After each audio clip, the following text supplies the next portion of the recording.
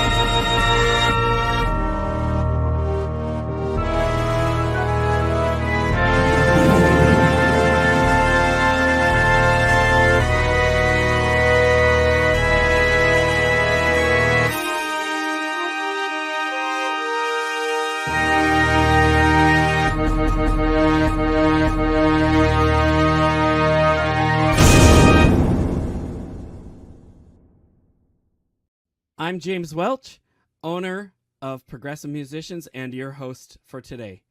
Our Prominent Pianist Festival is also supported by the New York State Music Teachers Association, District 10. Today, we have the head of District 10 with us, Ms. Lily Lee. Hello, Lily. Hi, nice to see everyone here. Great to have you here, too. Lily Lee has over a 25-year career as a professional musician and educator, piano teacher, and she has degrees from the Xinghai Conservatory of Music in China and the University of Fredonia, and she has had much success with her students in the Piano Guild and the RCM examinations, and now is the head of New York State Music Teachers Association, District 10. And we're great to have her here on this project with us. Lily, good morning. How are you doing? Good morning. Great to see everyone here. I'm so thrilled ready to listen to everyone's performance today. Yeah, I'm excited too. It's going to be a fun time, and we have many talented pianists today. But before we get to that, I would like to introduce our judge for this session, and that is Mr. Stephen Bianchi, director of the Amherst School of Music. And we'll bring him in here. And hello, Stephen. Hello, Jim. How are you this morning? I'm doing all right. How are you? Oh, doing great. Thank you. Yeah, we're great. We're glad to have you here. Stephen is the director of the Amherst School of Music, where he also teaches and administers its programs, regarded as the Western New York's premier music educators. Bianchi has produced numerous students who frequently have been prize winners at regional, national, and international competitions as pianists and composers. Many awards and scholarships. And, after 43 years of teaching, Bianchi has the rare distinction of having given more than 100,000 half-hour piano lessons. I mean, that's a lot of teaching. I mean, it's a little bit insane. That you counted them too. I mean, I'm amazed. And I can still that. speak. Yes. Yeah. But we're glad to have you here, sharing your expertise with us this morning. And I'm happy to be here. Thank you. Wonderful. And so, I think we're ready to get started. Are you all ready? Ready. All right, let's do this here. So, we have our first performer in the ages 11 to 14 beginner group, Hazel Bache, playing Kevin Olson's Amber Moon. Hazel, welcome to the virtual stage.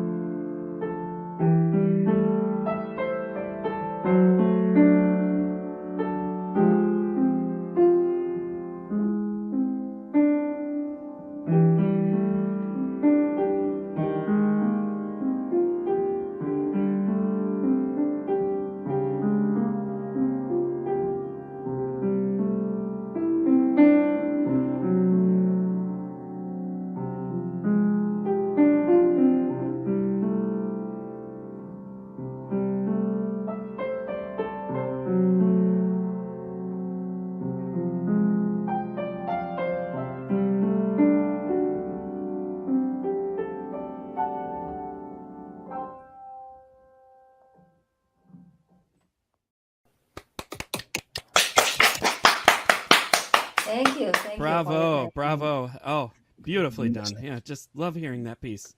It's wonderful. Stephen, you ready to give some comments here? Right. Well, I'm going to give a lot of compliments. And I enjoyed the steady tempo and the continual calmness that pervaded the entire piece. I liked when she got a little louder at the mezzo forte. I think it's measure 12. Maybe she could have done a little bit more. The formata could be a little longer, because that is a lovely moment to be a little bit dramatic and sort of you create a feeling in the audience that when am I going to go on? And then you do go on and you return to beautiful calmness. The ending was very nice. It was very gentle. I think the pedaling was well treated. And the only other things you could think about is maybe in the beginning, you have 2 or 3 phrases before the mezzo forte. They could all be slightly different, or they could, they don't all have to be the exact same dynamic. So you could add a little bit more variety there. But I thought it was very nicely done. Thank you. Lily, do you have a few things you want to say? Yeah, I enjoyed this performance very much. Yeah, good job. Good job. Indeed. Yeah, really nice to hear you, and hope to hear more soon. Yeah. Okay, our next performer, George Yawakim, is playing Baba Yayan's Andante. Wow, that's a tongue twister there. Okay, George, welcome to the virtual stage.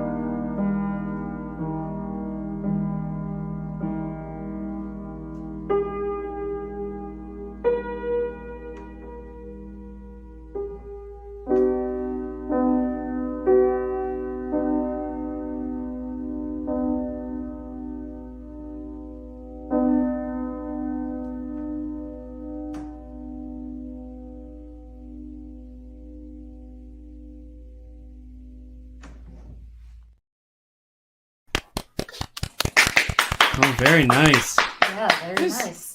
There's kind of some jazzy chords in there. I've never heard that piece, and it was really nice to hear it. Very nice. Wonderful. Okay, we'll move forward here. We'll have some comments now. Oh, for me first? Yep. Your turn. I'm sorry. You're fine. Don't worry. Waiting to hear a name. Anyway, lovely performance. You told a very sentimental story. I enjoyed the climax in the middle and the passion that rose up, and then you returned to that sweet sentimental atmosphere was very nice. Couple tiny little details you might consider. Whenever there's two half notes, like in the second measure, fourth measure, you see it at the end of every melody phrase.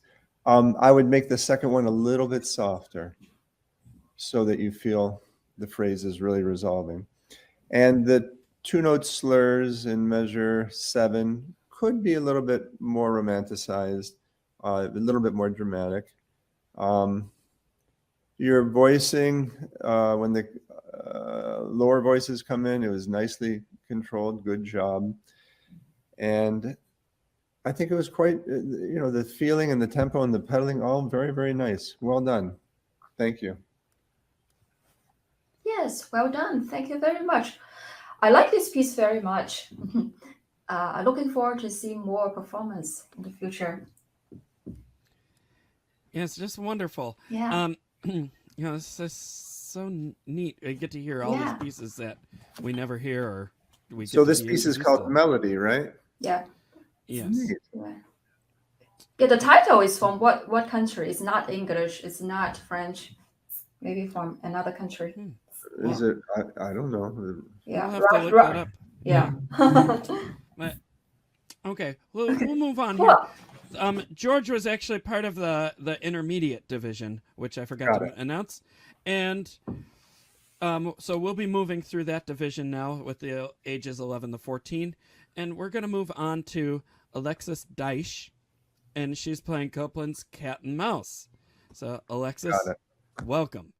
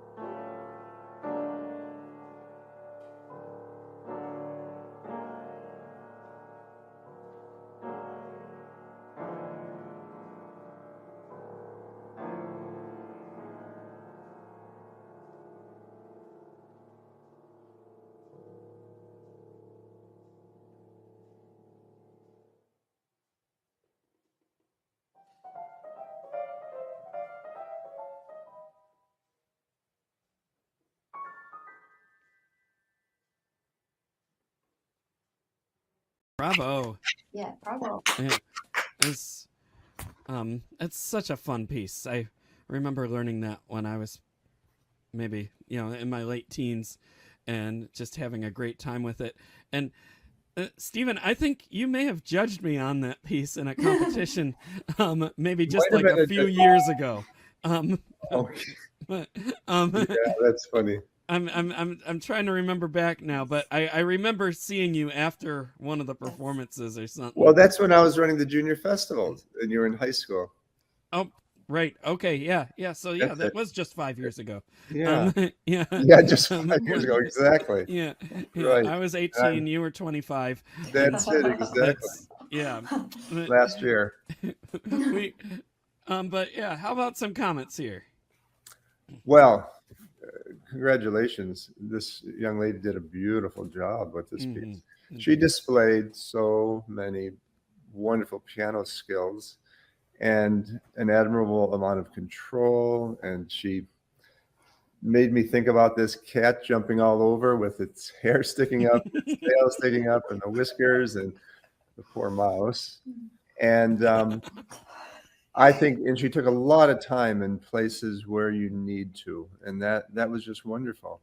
One little suggestion is that there are a lot of these sforzando chords, and you always have to have in your mind which note is most important to you, and be sure that one comes out a little bit more, because sometimes they got a little distorted, which some people might say is a good part of this piece because you want distortion, but I have a feeling when those same chords were repeated softly, it was beautiful to hear all the sonorities. So anyway, voice the loud chords and don't make every one of them super, super loud. And I thought you took a lot of time, on page 5. That was beautifully done. And congratulations. It was really a lot of fun hearing you play it. Sometimes I cringe when I have to hear this piece, and I enjoyed your performance very much. Wonderful. Lily. Yeah, congratulations. What excited pieces. Oh, wow. You might practice a lot. Yeah. Congratulations for your hard work. Exactly. Indeed. Oh, well. I remember now, Stephen, when you mentioned cringing, I remember what you said to me after my performance. No, what did I say? Yeah, you said, I've never been a big fan of this piece, but now it sounds interesting, so I might have to check it out. And I only say that, not to praise myself at all, but like I've heard other people say that about this piece in performances as well. It's like, maybe it's not so bad after all. No, but a few times. Before I assign this to any student, I have to really think 10 times because it's a difficult piece to teach. And if they are absolutely in love with it, I will do it. But otherwise, it's not worth the work. Yeah. Yeah, indeed. No, I remember we had like I call it ninja arms. I mean, you just have to be all over the keys. It takes a lot of practice and a lot of accuracy, and it's really fun once you get it right. She did beautiful. How old is this young lady? She's in the 11, the 14 division. I mean, yeah, I don't think I played this till I was at least 17. So, that's something. That's quite an accomplishment. Wonderful. Well, we will move on here, and let's see, who do we have next here? We have Haiqing Liang playing Beethoven's Sonata Opus 31, the third movement, otherwise known as the Tempest Sonata. Got it. So, all right, welcome to the virtual stage.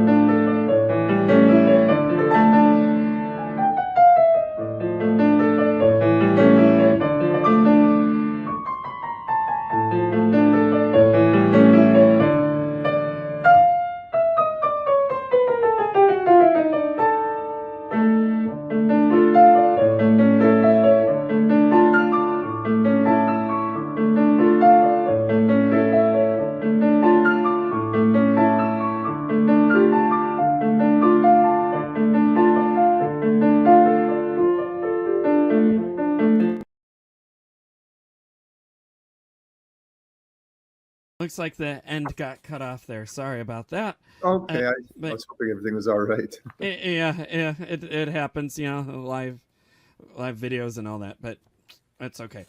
No, I remember working on that myself. I was on a tour, and the complexities of just throwing that all together can be very difficult and brain twisting. I mean, it's just There's a lot of notes. Interesting little exits here and there that you have to get straight. Exactly. All right. So anyway, congratulations. This is a very complex work, and you're doing a nice job with it. The memory's coming along. There were a few little spots, and I think you know where they are.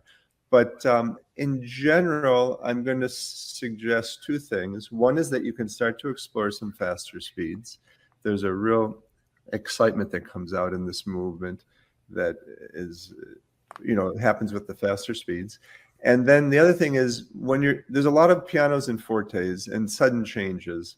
And with Beethoven, I often think of the loud moments have sort of a feeling of agitation with them. It's like you're getting impulsive, or maybe you're getting angry with something, and then you calm down suddenly. The pianos, I try to instill a feeling of calm, and then I try to instill a feeling of agitation with the louder ones, so that there's more variance between those two sounds. But good job. There's a lot of work that went into this, and I appreciate what you did today. Thank you very much. great. Lily. Yeah, great. I appreciate what the hard work you put on. I know it's a working process, and congratulations. We're looking forward to hear you soon. Yes. I have to comment too. I mean, I love the setup there, with the big Yamaha logo and all Right. that. It makes it look like the grand stage, and I was just thinking, wow, this looks cool. But Do you think they did it at a showroom, a Yamaha showroom, or they just put that logo up? I mean, it's possible. Anything's possible today, even superimposing. Yes. But I'm sure she was probably in a studio. I think it's in the music center in China. I think. Oh, okay. I think I saw some Chinese there. Oh, wonderful! Oh, wow, that's great. Well, it's a great setup. I'm a bit jealous of it. Okay, well, we should move on here. Our next performer is Jianling Shi, and performing Manuel Ponce's Intermezzo No. 1 and Mozart's Turkish March. So, Jianling, welcome to the stage.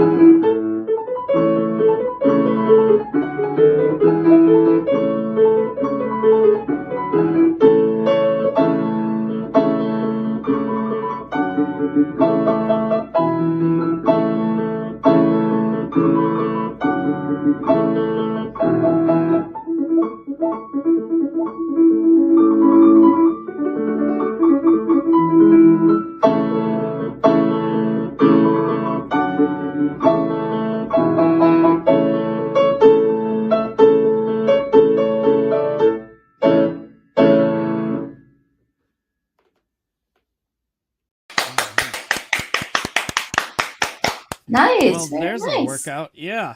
Yes. And I've never heard that intermezzo before, and I'm looking forward to hopefully hearing that again at some point. That's the first time. Thank you for introducing that to me.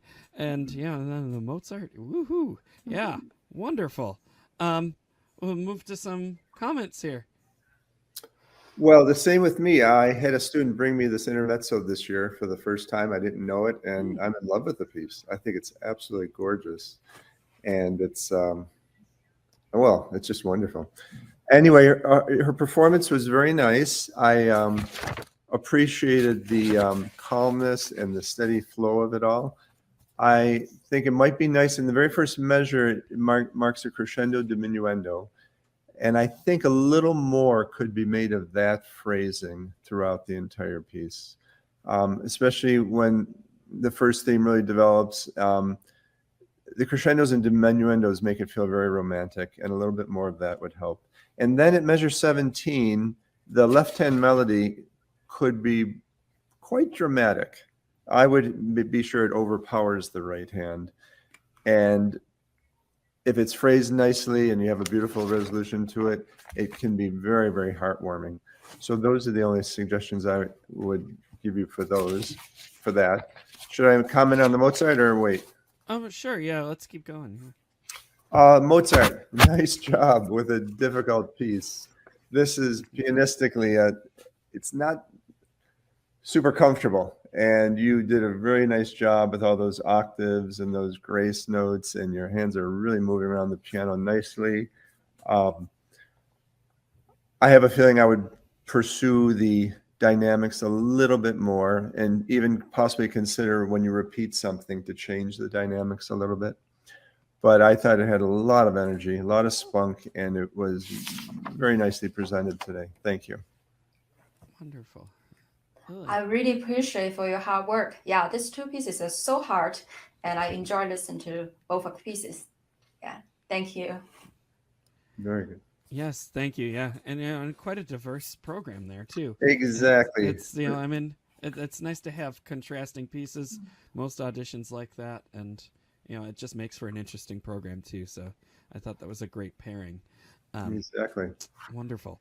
All right, we will move on to our next pianist, Lucy Ritker, playing Dow's the Delfina Session. So, Lucy, welcome.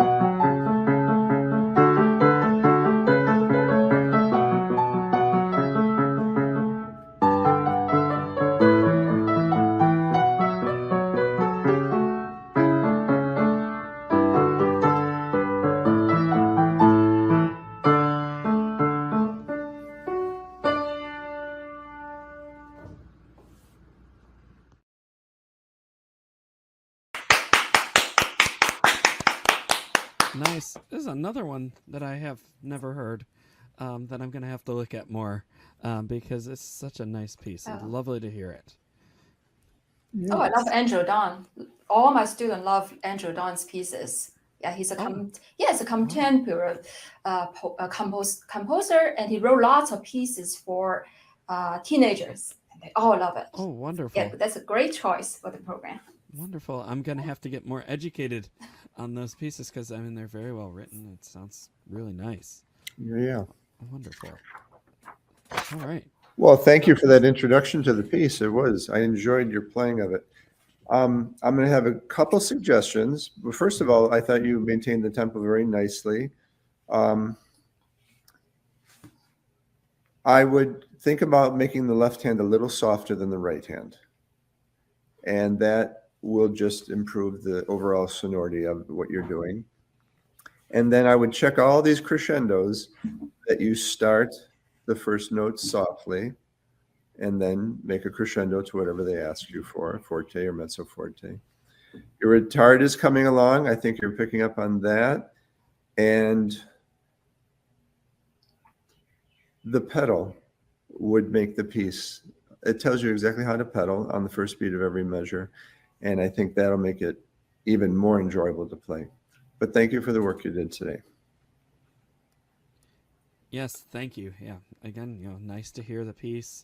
Nice to hear you. All right. Our next person, moving along here. We're still in the ages 11 to 14 intermediate division. We have Suann Lee playing Chopin's Waltz in D-flat major, nicknamed the Minute Waltz, and also the first movement of Mozart's F major Sonata K332. So, Suann, welcome to the stage.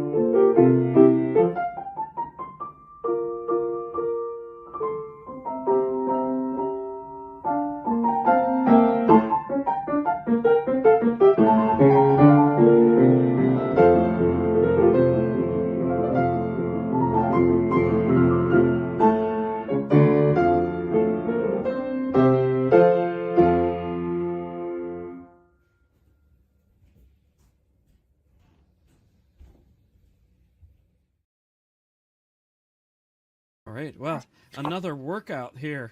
I mean, Yes. from Chopin's Speed Waltz to Mozart, not Yeah. so easy sonata. Yeah. Yeah, really nice and a great pairing, I thought too. It's Exactly. nice to hear. We'll move straight to comments, Stephen. Well, lovely job with both of these pieces. I enjoy your sound and your, especially your phrase endings. You did a very nice job throughout both pieces with phrase endings. They sounded like you loved them and you were nurturing them and you weren't so anxious to always go on, and that was nice. I like it very much. Keep doing that.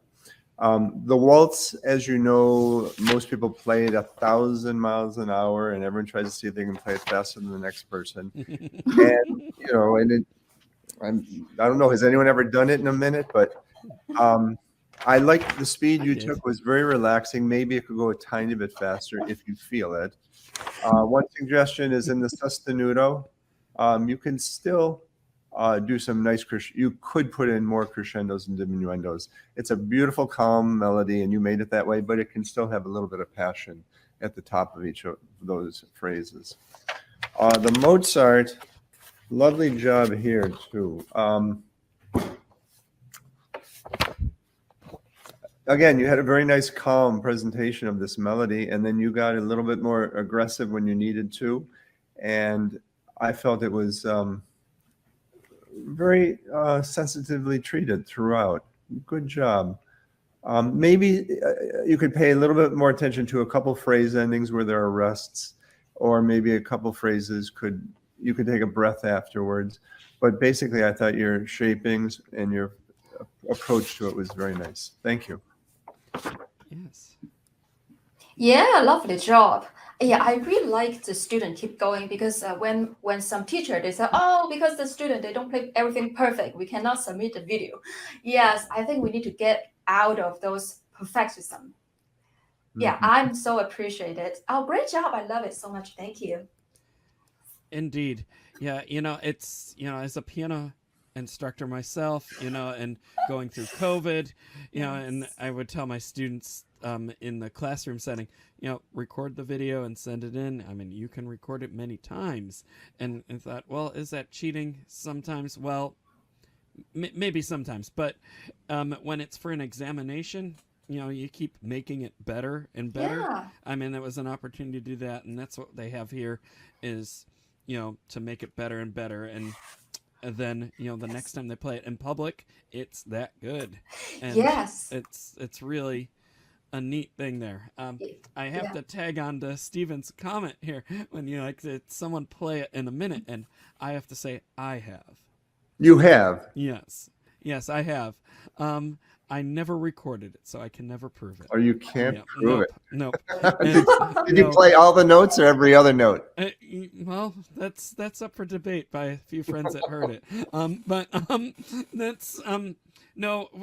I remember my friends and I got together and we had a contest to see who could play it the fastest.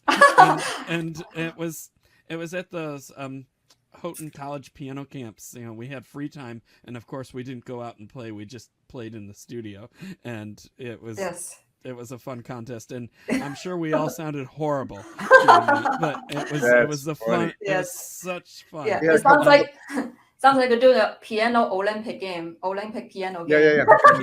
Exactly. Have a couple cups of coffee and then play, right? Yeah. Oh, yeah. For us, it was like a few pounds of sugar pixie sticks or something at the time. But yeah. Not to sound too pedagogical, but it's called the minute waltz, right? Yes. Yep. Okay. Mm-hmm. And everyone calls it the minute, yeah. Minute means, short. It's the shortest of all the waltzes, isn't it? Indeed, yeah. That's funny. Wonderful. Well, lovely to hear you, Suann. We're going to move on. We have two more in this age division in ages 11, 14, intermediate before we move on to advanced.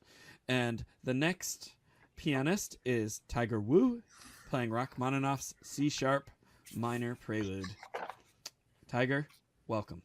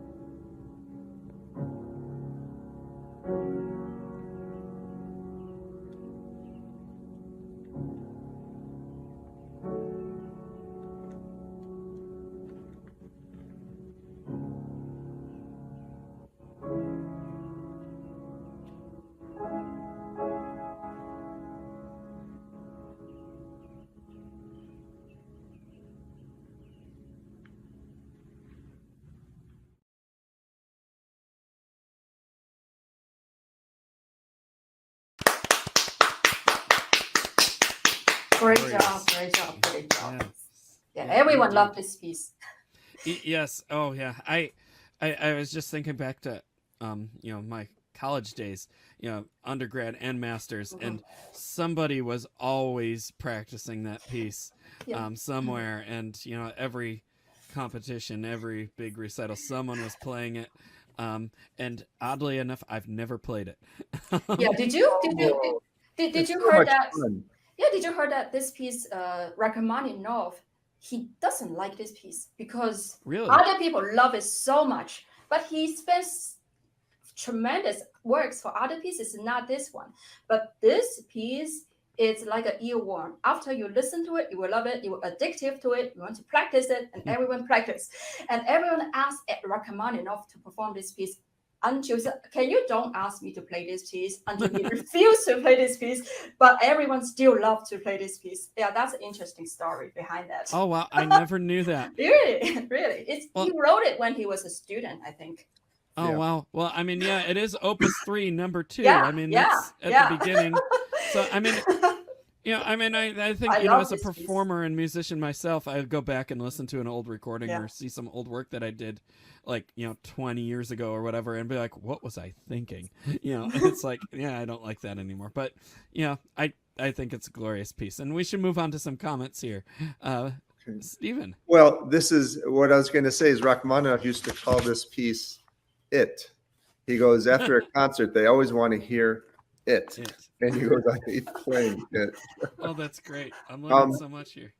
But there's this young man did a very nice job with it. He really captured the mood of the first page, which is very solemn and profound and desolate. And he was achieving a lot of that. And then in the agitato, he got moving very nicely.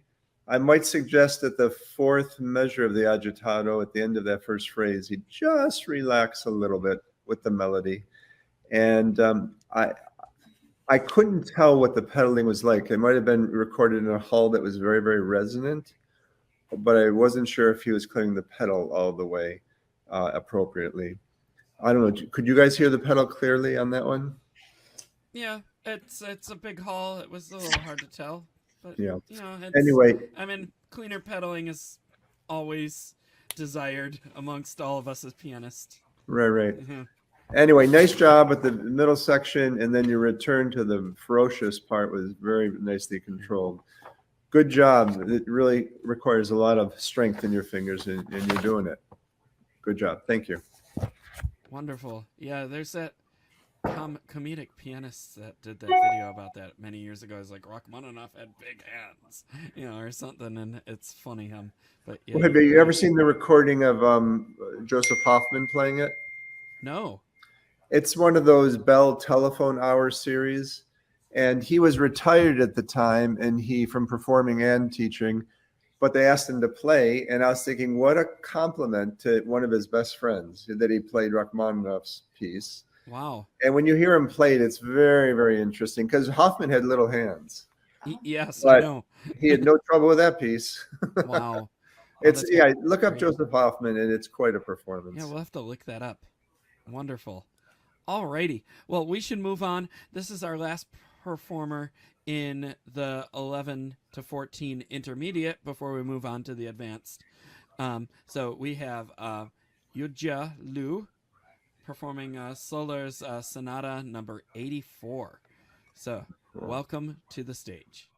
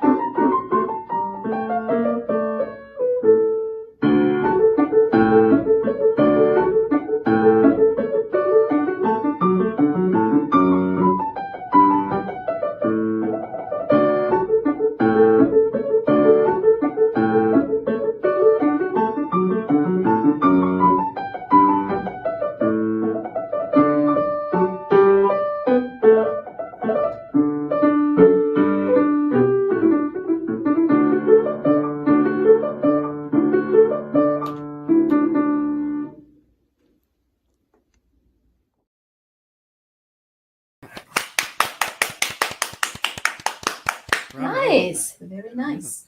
Yeah, it's nice to hear that. I feel like I haven't heard that piece in a long time. It's really nice to hear it. So wonderful. We'll move straight to the comments. Well, lovely job with this piece. Your articulation is coming along very, very nicely, and your repeated notes are very clear. And I think you're doing a beautiful job with this. If you want to go faster with it, you can. This is sort of a speed demon piece. A lot of people like to go very fast. But it sounded nice the way you were playing it just now.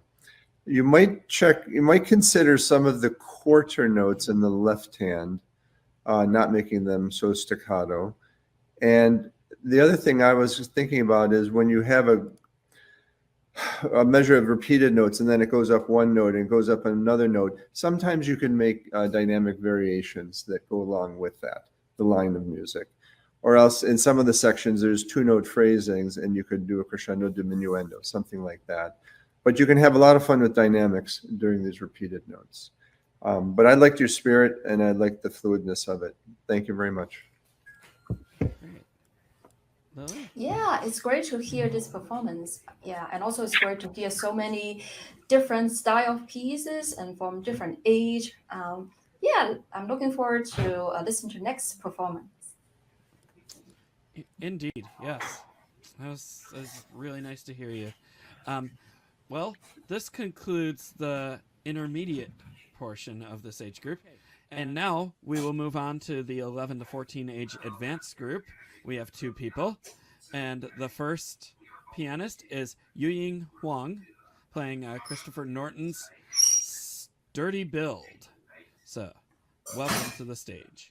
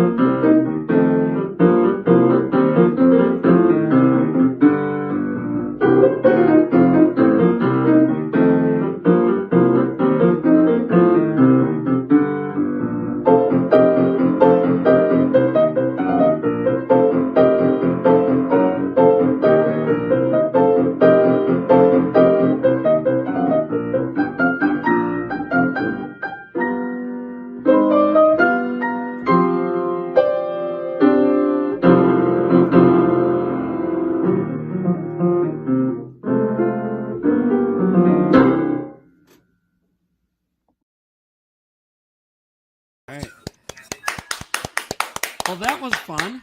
I've never heard that piece before, but I was dancing in my seat here. It was very jazzy and groovy, and I really enjoyed hearing that. Yeah. Wonderful. Yeah. We'll move on to some comments here. I was tapping my foot and swaying in my seat the second you started. You have a very fine sense of rhythm, very magnetic. It gets the audience to feel what you're doing. So keep it up. That's very, very nice. I congratulate you. This piece is a lot of fun to listen to, and I'm sure everyone who ever hears it is going to really enjoy it. Thank you. Great. Lily? Yeah, thank you. I love to hear this piece. I also never heard it before. It's great to listen to new style in our program. Thank you so much. Yeah. Definitely. Yeah. I mean, it's great. You know, I've been doing these now for just over 3 years with, you know, my own company and in collaboration with a bunch of others. And the amount of repertoire that comes through for many instruments, too. It's like, wow, didn't know that existed, but got to hear it again or got to hear more from this composer. And, you know, it's just a real treat here on this platform to hear all these great pieces. Okay, so we'll move on. Our last pianist from the 11 to 14 age advanced is Suann Lee, playing Chopin's Polonaise, Opus 26, number 1. Welcome.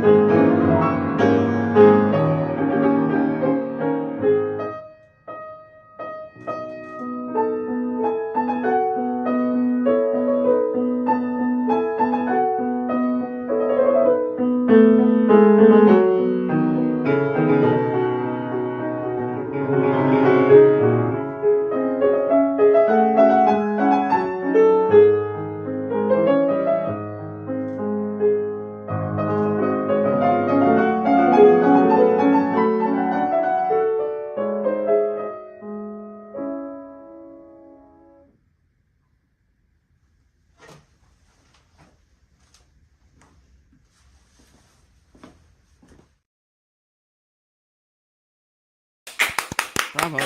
Bravo, bravo. That's Nice. I think my favorite of the Polonaises is that one. And Oh, yeah, and I haven't heard it in a long time, and it was really great to hear you play it. So, thank you for bringing that here today. Yes. We'll move on to some comments here. Mhm. Let's see, this is to the performer. You are displaying a lot of wonderful piano skills. Very, very nice balance between the two hands, and your understanding of phrasing is really lovely. And when you have a couple voices going at once, I could hear that you were thinking about that.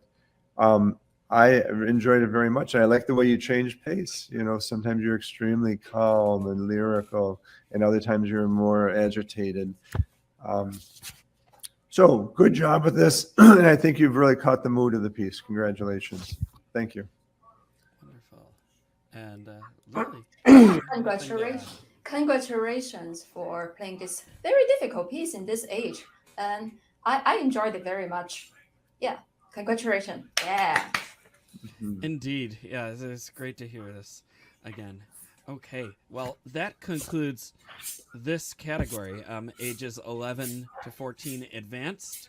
So Wow. we will move on. We have two more pianists left, ages 15 to 18 beginner category. We will have, first we have Chloe Matza playing Paula Dreyer's Le Bateau Sue. I think I said that right. My French is, well, it's my French. Okay. Welcome, Chloe.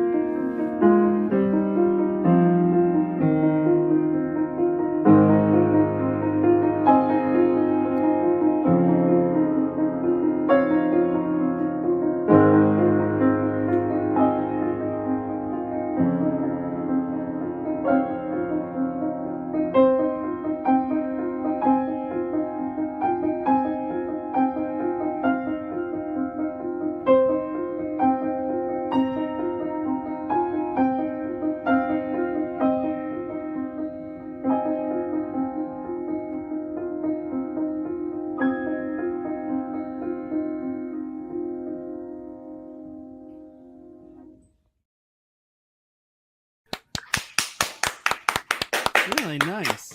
Yeah, I don't know that one, and I'm gonna have to explore that one further. I mean, this is very eerie, atmospheric.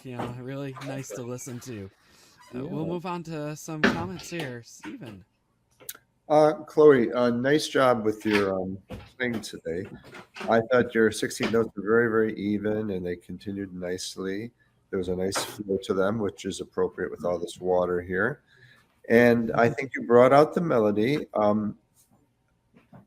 It's hard to tell exactly how much exactly what the balance was, but I might make one suggestion in measure 2 that you make a little crescendo with your melody, and measure 3 a little diminuendo, and that'll give the melody a shape. And I think you could do that throughout the piece. And otherwise, I thought you handled everything very well. Nice job. Thank you. Indeed, yeah. Lily, do you have anything you want to add? Yeah, thank you. I just love this program. Like, student, you choose the piece you love in your level. It's not choose the piece to please other people. And now I have to place very difficult piece to win any prize. It's not like that. So I really enjoy everyone's performance. Thank you. Yeah, indeed. Yeah, it's I mean, there's other programs here that require certain repertoire and different standards, and I mean that's great. No knock to that at all. But with these festivals, we just want to hear what you do best, and what you love to do, and I feel like that's what we're hearing today. This is the best of what everyone has to present, and the pieces that they really love to play, and that's I mean, at the end of the day, That's what it's all about. Do you love to play the piano? Do you love to play your instrument? Do you love what you're doing? No? Well, Okay. then we'll find something else to do. But, these people love piano. Lily, you Yeah, have something to add? something I should add is in the piano pedagogy, what is the successful about teaching? It's if the student play piano, continue to play into high school, and they still want to perform, that means you're successful. But there's another school, they think, oh, if you're not past level 10 when you're in grade 5, you are not successful. But I think this platform, this competition, we give a lot of opportunity to show the successful part about their learning. I think this is great. Don't you see that? I saw they so enjoy playing the pieces they truly passionate about. Yeah. Yeah, exactly. Indeed. And I mean, Stephen, you've been running your school for a while, and Yeah. I mean, I'm sure you have like some standards and curriculums, that maybe you like to adhere to and all that. But, I mean, do you be able to like tell us a little bit about that? Well, when I was young, I started in 1975. Back then, I was researching all the Czerny and Kramer etudes. I had cataloged which ones you do first, second, third, everything. And I said, after a while, I realized that's ridiculous. And what it's come down to is whenever we choose a new piece, I play the kids 10 or 15 pieces. Or I send them home with a list of 10 pieces and make them go to YouTube and listen. And then they come back and tell me what they think. And then I find out what mood they're in at this point in their life. Because, 2 months from now, they could be in a different mood. These high school kids, middle school kids. So I want to find the mood they're in and what connects with them. Because if there's no connection, it doesn't matter how magical a teacher you think you are. It's not going to work. No. And if you are connecting to an issue in their life or a feeling in their life, they're going to find there's an enormous magic in playing the piano. And if they find that, I don't care what level it's at, I'm very, very, very happy. I feel sad if someone goes through and then after high school, they never touch the piano again, because that means I goofed. Yeah. Yeah. It's hopefully exposing them to emotions they love, and then getting them to make the connection that the piano can help be the vehicle for these emotions. Indeed. Yeah. So anything goes. Yeah, you have to love what you're doing. But yeah, thanks for sharing that. Yeah, thank you. Because, I mean, sometimes people think school, it's like you will take the exam, you will pass this grade level and all that. And I mean, we have to have standards so that we can measure. We have a measurement system once in a while, but in the end, I don't think it's necessarily about that. I have standards, but it has more to do with how they're practicing and what their actual musicality is. Like if the child can count 4 beats in every measure, that's wonderful. And if they can continue that, that's wonderful. I want them to be able to, and then when they leave me, I hope they have practicing habits that they know will work. So that when they're alone with a piece, they don't feel frustrated or they don't think they need my guidance all the time. I want them to be independent. So anything that gets them to enhance their musicianship and their practicing effectiveness, that's because you can teach that through almost any piece. Yes. It doesn't matter what you're teaching. Because I mean, are they really going to notice the difference between a Chopin nocturne and a Roland nocturne? Sure, there could be a difference, but until their ear is really, really, really, really developed, that's sort of doesn't matter. Yeah. As long as I want to add one more thing is, I think as a teacher, our goal is teach the student become a teacher for himself. Our goal is all of us will eventually lose our job. That's successful about teaching. That'll be perfect, right? Yes. Yes, I know. Yeah. Yeah, that's great. Yeah, and and all for keeping the art and the appreciation alive. I mean, nobody goes to a concert if they're not going to like it or they just. Well, that's it. And I get so annoyed with these pianists who do not program that way. They don't program in order to attract people. They program to show that they've commissioned these works and they have to be heard once in public. And I'm thinking, oh, you're going to send everyone away from the concerts. But another thing I do is I often, at the end of a lesson, I hand them a little sheet of paper with some name and an opus number and say, go listen to this piece. You don't have to play it, but I just want you to report back what you think it's about. Oh. And it might be a Chopin nocturne, it might be an etude, it might be a Beethoven, it might be anything. But I don't want the kids to leave my studio thinking that the one Beethoven sonata they played is the only one. Yeah. You know, I've had kids come to me when they're 30 and they were big competition winners when they're in their teens, and they didn't know Beethoven wrote 32 sonatas because every year they would learn one. Oh. And that was the end. And they'd work on that one and they'd play it. They'd win all the competitions in their area. Their teacher would give her a new one next year. Yeah. And to let them know that Beethoven wrote more than just some sonatas, or Chopin wrote more than, one pretty nocturne. I just try to expand, and hopefully these kids, the curious ones, will actually start investigating. And I've had kids bring me back pieces I didn't know about. Like Debussy wrote the Antique Waltz. Is that the name of it? Or there's a piece that he wrote. It's a waltz that I'd never heard of, and it was gorgeous. And he showed it to me because he went listening to all these Debussy pieces. Wow. Wow. Yeah, that's and like this Ponce, she brought it to me because she was investigating. She had been playing some Granados and Albanus, and she found Ponce someplace. Oh, her cousin in Washington was playing it. She brought it back, and I said, "Oh my gosh!" Well, that's how she was curious, and she brought me a new piece. That's neat.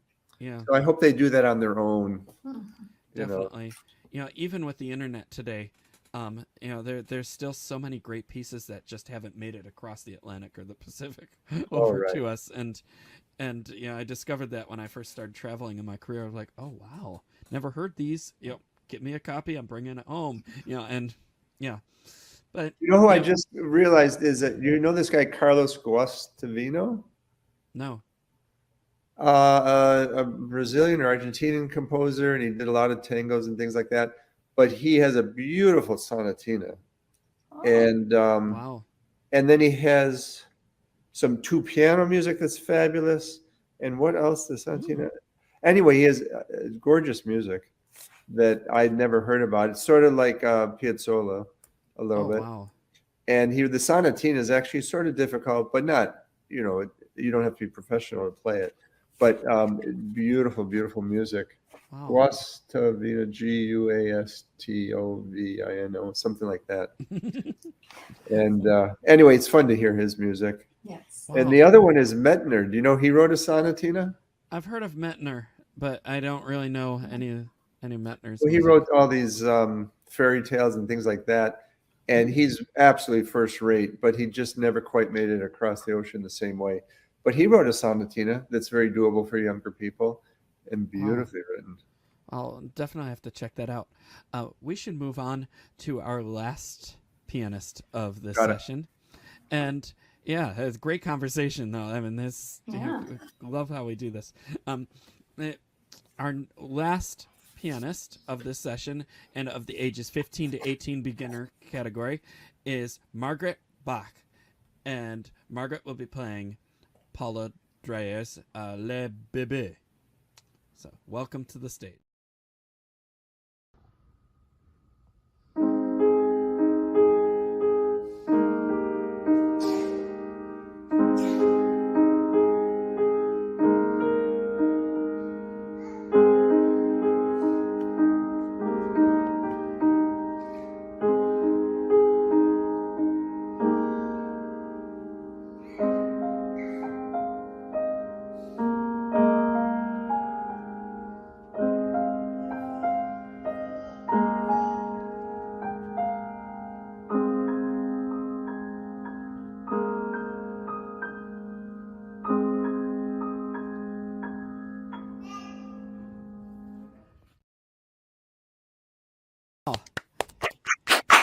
Great. Well, that was short and sweet and such a soothing way to end this session. Yeah. Wonderful. I'm going to turn it straight over to Stephen here. Very nice performance. I thought it was a very pretty piece. And you accomplished that through some nice pedaling, and you had a nice balance between your left and right hand. And you had a soothing sound overall. So congratulations. Thank you.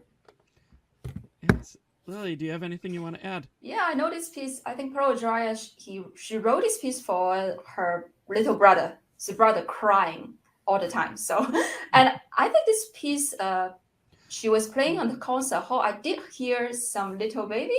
His response to this piece. Yeah. I think that's a wonderful Special moment. effects.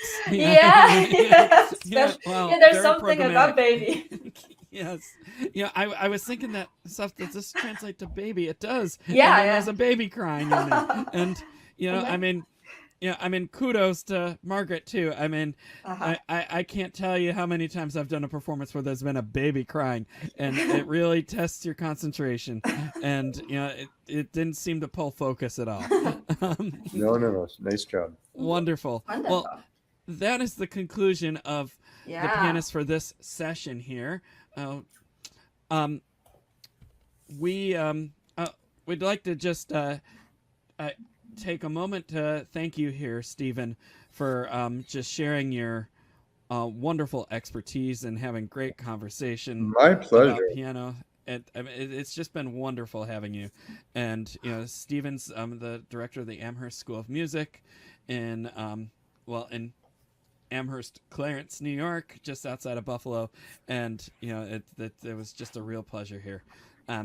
Lily, thank you too, and to New York State Music Teachers Association District 10 for the sponsorship and support that you give to this program, and for contributing much of your expertise to this as well. Even though you're not a judge, it's great conversation and great education you've given us, and we're very thankful to have you here with us. Thank you. It's my pleasure. And and we must also give a big shout out to Virtual Concert Halls. Their team has lent progressive musicians countless resources that are so valuable to what we're doing, including the use of this platform that we're recording on and streaming on today. We couldn't do this without Virtual Concert Hall's team leader, Anna Ospinskaya, and her fabulous team. Thank you. And we'll actually be hearing from Anna in our session 3 later on today. So thank you again. You're welcome. The next session, tune in shortly. We have our next session, which includes pianists ages 5 to 7 and also 8 to 10. And that'll be we'll welcome Janice Peterson to be our judge for that. And then our third session will include ages 15 to 18, intermediate, advanced, the adult amateur, the collegiate, and the professional groups all at once. And then after, the results. And I'm already on pins and needles because I know this is going to be a really tough decision for the judges. So good luck, Stephen, and good luck, judges, on that. Okay, and with that, we need to head out here. I'm James Welch from Progressive Musicians, and you've been watching our very first Prominent Pianists Festival. Bye-bye for now. Bye. Bye, everyone.